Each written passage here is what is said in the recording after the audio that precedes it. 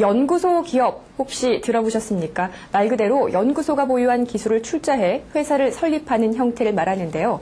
기술 개발에 그치지 않고 정부 차원에서 상용화까지 지원하겠다고 합니다.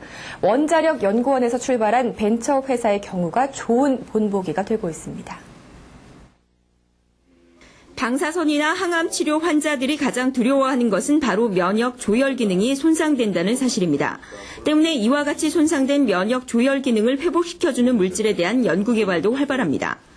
한국원자력연구원이 개발에 성공한 이 생약 물질은 방사선과 생명공학을 결합한 융합기술의 결정체입니다. 융합기술을 이용해 당귀와 청궁 등 생약제에서 우수 성분만을 추출해 이를 다시 조합해 만든 신물질입니다.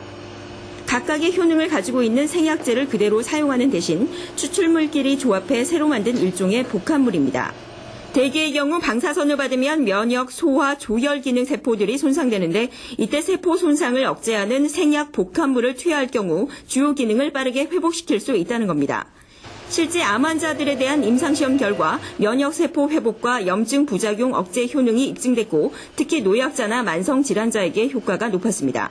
대부분이 최종적인 효과를 위주로 검증을 했죠. 근데 의약품으로 가기 위해서는 그 중간에 작용하는 어떤 메커니즘, 작용 기전 혹은 유효 성분 이런 것들을 다 하나씩 다 규명을 해야 되는 것이 더 남아 있습니다. 면역 조절 기능 장애의 효능이 높은 이 생약 복합물 특허 기술은 현재 벤처회사에 이전돼 상품으로 나온 상태입니다. 지난 2004년에 정부 출연 연구기관인 원자력연구원이 기술을, 기업은 자본을 각각 출자한 겁니다.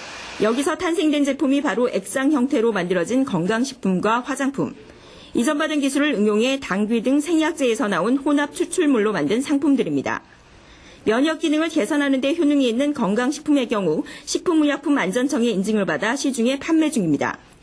특히 건강에 대한 관심이 급증하면서 경기 침체 속에서도 매출은 꾸준히 상승하고 있습니다.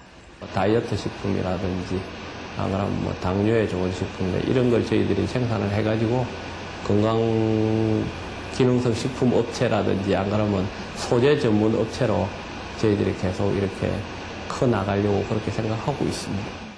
앞으로 천연물을 이용한 신약 개발에도 주력해 노인성 질환 예방과 발모제, 아토피성 피부 치료제 등으로도 출시될 것으로 보입니다. 현재 기능성 식품에 대한 국내 시장 규모는 1조 2천억 원, 또 세계 시장은 130조 원으로 추산되고 있어 이번 제품 개발로 인한 국내외 파급 효과는 더욱 커질 것으로 전망됩니다.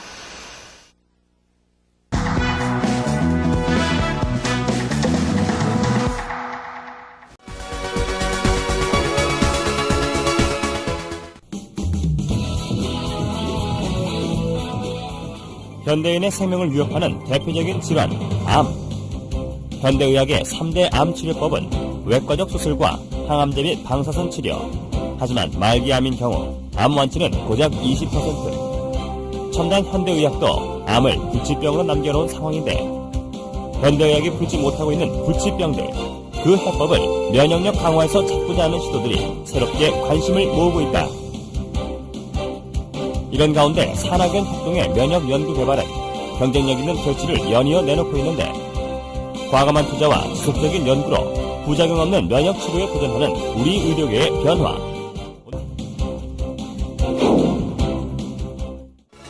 천연 생약제에서 추출한 성분으로 만든 항암 기능성 식품이 국내에서 처음으로 개발돼서 이르면 이달 안에 시판될 예정입니다. 주용호 기자가 전합니다. 항암과 암치료 부작용이나 성인병을 예방하기 위해 개발된 기능성 식품입니다. 해모힘과 해바톤으로 이름 지어진 이들 식품은 생체 손상을 막고 조혈과 면역 증진, 생체 조직의 재생을 촉진하는 기능을 발휘합니다. 이러한 효능을 입증하기 위해 쥐에게 암세포를 투여해봤습니다. 암세포가 계속 전이되는 왼쪽 쥐와는 달리 기능성 식품을 투여한 오른쪽 쥐에서는 암세포 억제 효과가 나타났습니다. 이번에 개발된 이 두 기능성 식품은 해바라기와 당귀 등 우리의 전통 한약재에서 그 성분을 추출했습니다. 생명공학과 방사선 기술로 천연생약제를 조합해 새로운 복합 물질을 만드는 방식을 썼습니다. 각각의 성분들을 분리를 해서 그것의 각각의 그 효능을 검증한 다음에 효능을 극대화할 수 있게 다시 그 성분들을 재구성한 겁니다. 종전의 천연생리 활성물질은 항암 효능에 한계가 있고 독성까지 강했습니다.